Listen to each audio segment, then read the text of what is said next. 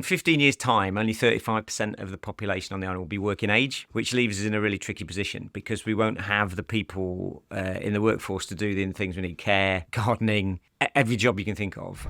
Supply side isn't the only thing that's going to solve it, because we just talked about the other issues around second homes and everything else, and affordability. But if we don't build, we're never going to get to a solution.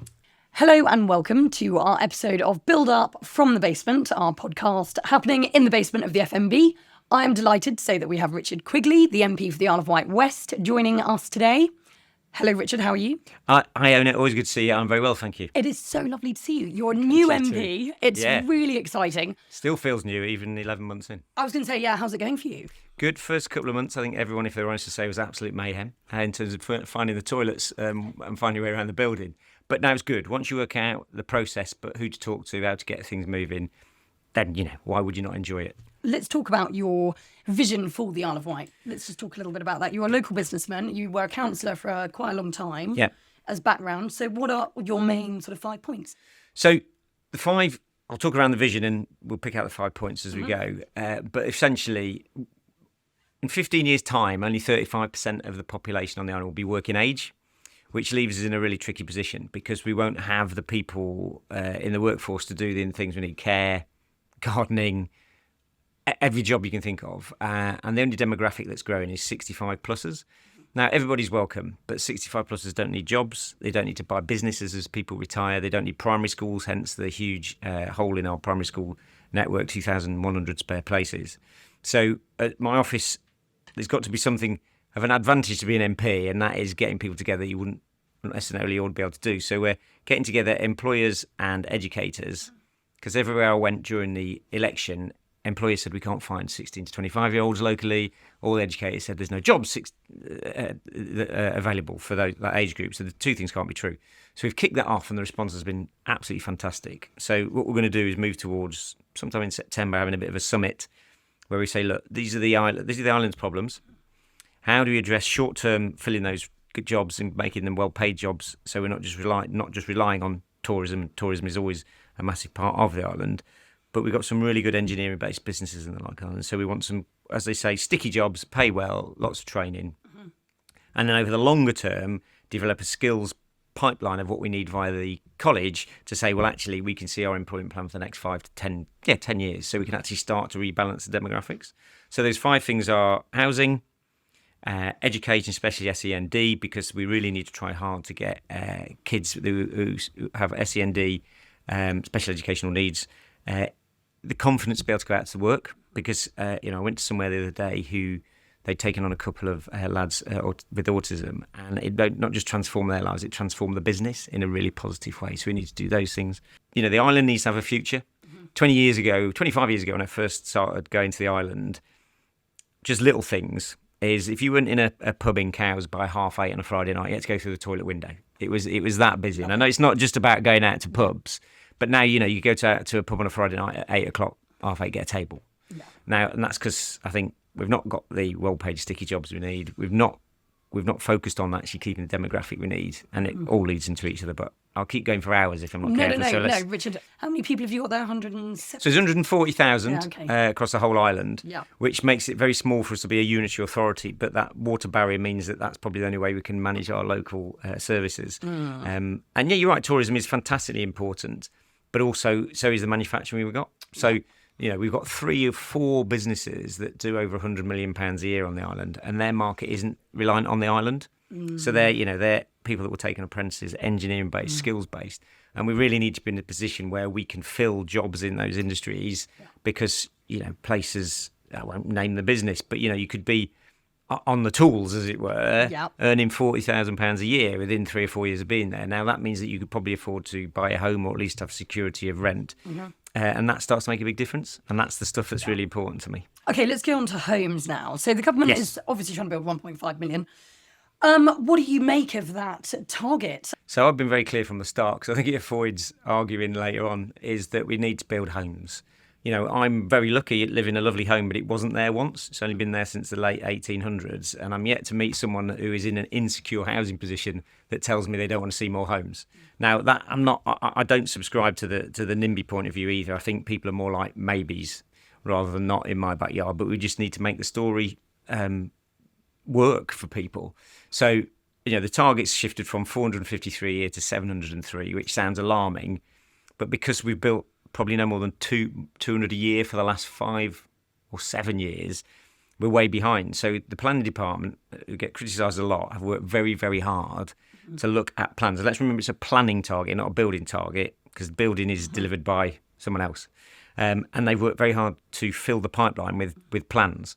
So that target actually only means an increase of an additional 80 homes a year over the target for the first 5 years to meet the long-term plan, because they filled the pipeline with homes. And you will, I'll always I end up in conversation with people that really don't want, well, it's actually not true. They say they want affordable homes to be built, which I totally agree with. But then it's like they don't want, where are you going to put them? And there's no answer to that. And it's like, you're destroying the countryside. There's some important things to remember about the island. It is beautiful, but there is no designated greenfield sites. There are just fields that are green. I was literally about to say, it's scientific, you've got AONB, AONB 80% or whatever it is. Fields that are green aren't necessarily great for the environment. So we have an issue with flooding around parts of the island, and just grassy fields don't mitigate flooding, they make it worse. And also biodiversity in some of the brownfield sites is better than just fields that are green. Now, it's an argument that's very difficult to convince people of, because they think you're trashing the countryside.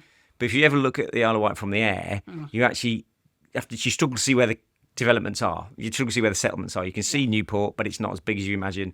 Cowes, East Cowes, Yarmouth for freshwater. But it isn't as... Because we all walk around areas that developed largely to shop, to enjoy ourselves together, we assume everything's being concrete over, and it isn't the truth.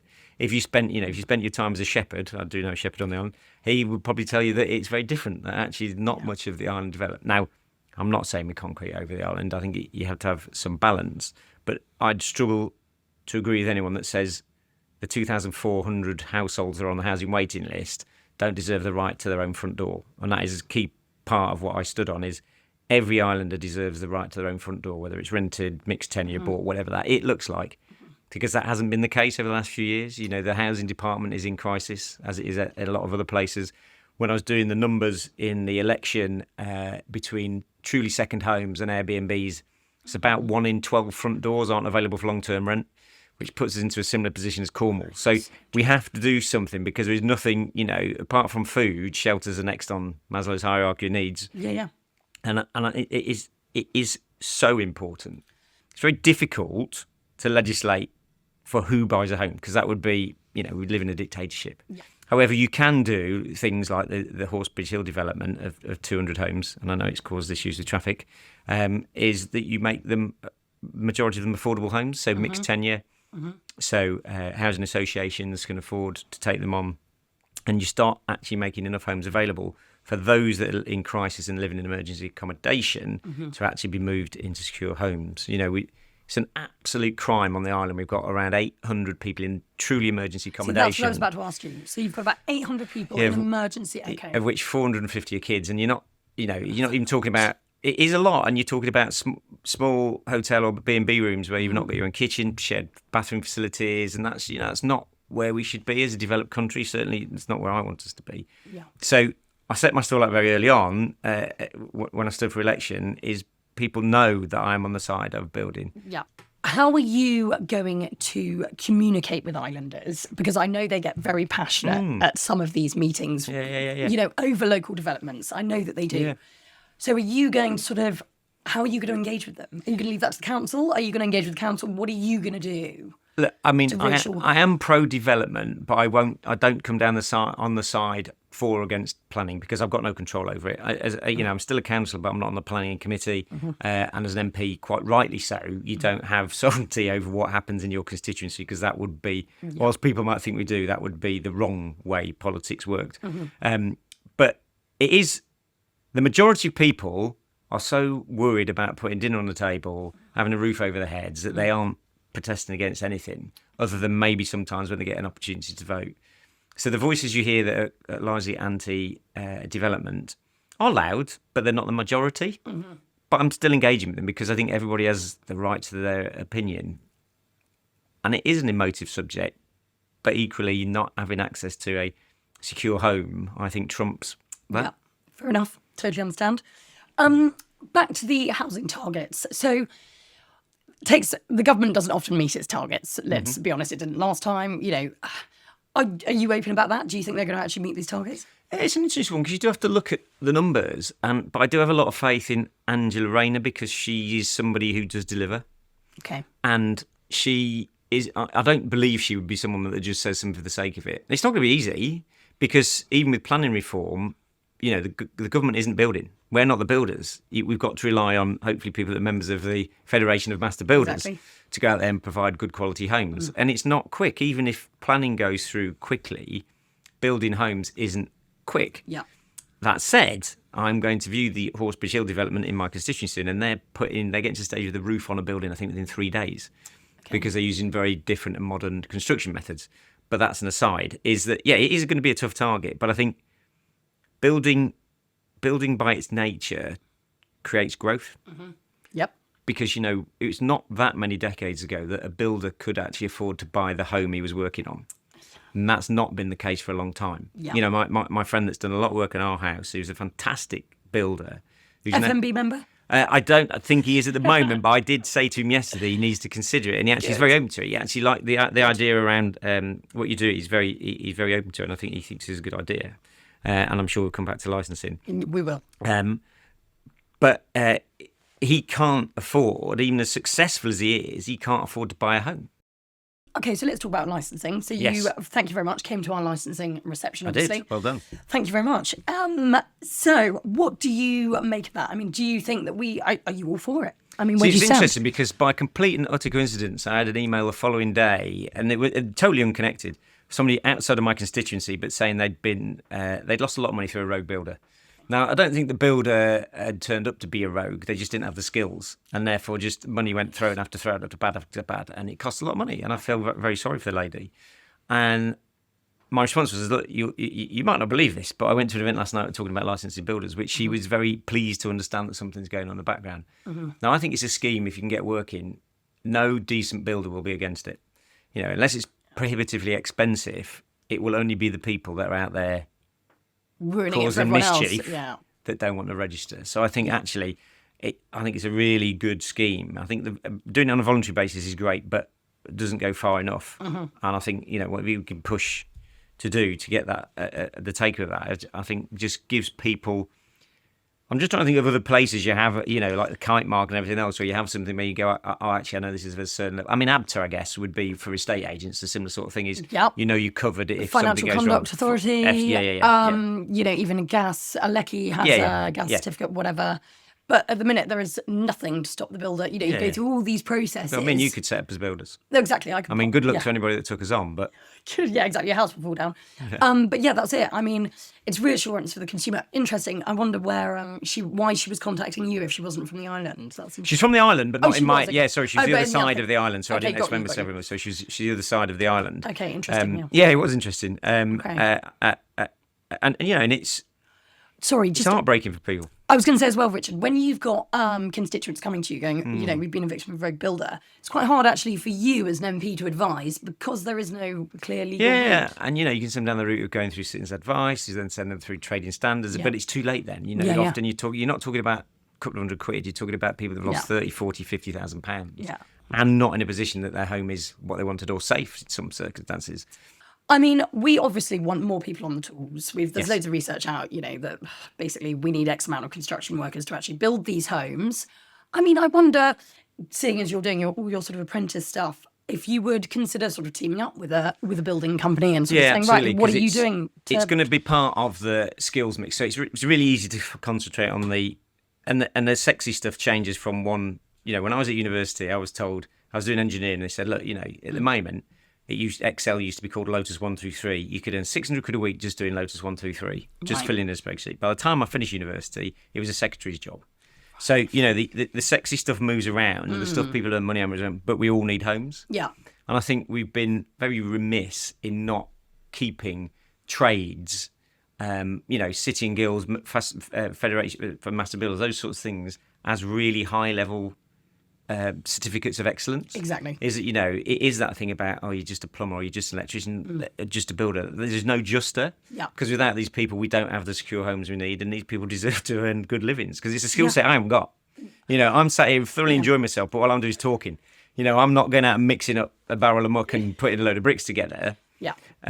So I think we do need as a society, and that sounds too grand. I think we just need to gently get back into the position where skilled and trades are seen as really important and respected. Yeah, I totally agree. And in places like Europe, it's a bit like sort of when you go to France and you see a waiter, sorry, here we don't have exactly. people don't want to be waiters. In Europe, it's actually a respected thing. And it's the same with tradespeople. Yeah, it's trying become to sort of change a whole persona, impression of an industry. And I think the phrase menial careers or menial jobs is one we need to outlaw, because there's no such thing as a menial job. There's just menial attitudes towards people. Exactly. And that's not where we should be. As a businessman, if actually you've got the mindset for it, you could end up earning quite a lot of money as a sort of young builder. And this is and you're absolutely right. At the end of the day, you go to work to put a few quid in your pockets to make sure you can put dinner on the table, pay your mortgage, rent, whatever it is, and go on holiday every now and again. So I think we just need to respect trades again. And I've got to ask, where do you stand on the fixed link? Richard, what lessons can we learn in the building industry from the past that have gone wrong when we haven't met targets? What do you think? I know planning laws and stuff have been relaxed, which is obviously great to build. But what do you think could be done to sort of get us building? I think cherishing and harnessing smaller builders. I think, but I think we've relied on, like we've done in a lot of industries, and even perhaps even supermarkets is the same. Is we've relied on big builders to come in. We thought they've got economies of scale, they've got a good skills pipeline, they're going to build great quality housing. I'm not saying they don't do those things, but if one of them falls over or if one of them is under financial pressure, developments don't happen. Now, none of the big builders will build on the Isle of Wight, and we're a bit of a bellwether for things that happen, including the demographics I mentioned earlier. So I'd cherish the smaller builders. I'd discuss skills pipelines in the areas around the country where you think they need to do it. And I think I would do a lot more about trades being a living, actually being a career, because no one, so I'll get taken to schools, and this is great, and they'll parade me around the kids going off to Russell Group universities. That's fantastic. Good on them. But the route to university is really well known. We know how to do that. Yeah. It's you do well in your exams, you apply, borrow loads of money, off you go. Yeah. The 60% of kids that are left behind who aren't sure what to do, careers advice has probably not changed from when I had careers advice. My careers advice came back as dog handler in the RAF, which is fantastically brilliant at that, I'm sure I would have been, which is fantastically specific, and I can only imagine I ticked in the questionnaire. I like dogs and I like planes, but that hasn't changed. Yeah. So, my friend who's a builder, who's an incredibly good builder, an incredibly good businessman, didn't perform well at school. But no one told him that there was a career waiting for him in something outside of academia. And we need to, a bit like they do in Europe, we need to do, education, but vocational training as well. And I think there's a huge... gap. And the idea as well, but you also need, I think we need, level 2 and above apprenticeships are absolutely brilliant. And, the level 7s and 8s are great. And we should have those in construction as well. And I think we do for project management and the like. But foundation apprenticeships, which are sort of like 3 or 4 months long, where you can, somebody that's maybe working for a builder that only employs 2 or 3 people can actually go and feel like they've learned something, come back and go, right, I'm ready to carry this on. Exactly, and be taken under the wing. Yeah. And absolutely. And sorry, just back to what you were saying about big developments. I mean, obviously that's one thing that our members, are battling against, is these big developers, because what happens is, as I'm sure the big developers come in, they've got an ideal of what they want the plot of houses to look like, and everyone's just copying the same thing, all the developers. So we all end up with the same type of housing, which is pretty ugly. And, and I've not got an issue with big developers, I mean, as long as they're good employers, they pay their bills on time, all that stuff, I've got no issue. And in some way, they do help sort of smash through what have been planning barriers, because they're big, they're big organisations. But equally, the people that employ 50, 60 people who are typically developing out less than 200 homes a year, they're the ones that will provide the innovation and the difference in offering and probably the net zero. They care about the local place where they are. And care about the local place and be more sympathetic to it. And I think that, so back to your original question, what would I learn? That's what I'd learn, is let's go back to trades being respected and nurturing the smaller businesses. Thank you very much, Richard, for coming all the way in to join us for our episode of Build Up from the Basement podcast. Absolutely delighted to have you, as always. Very, very exciting. And thank you very much to all our listeners who have joined us for our episode with Richard Quigley, MP. And we very much look forward to you joining us next time.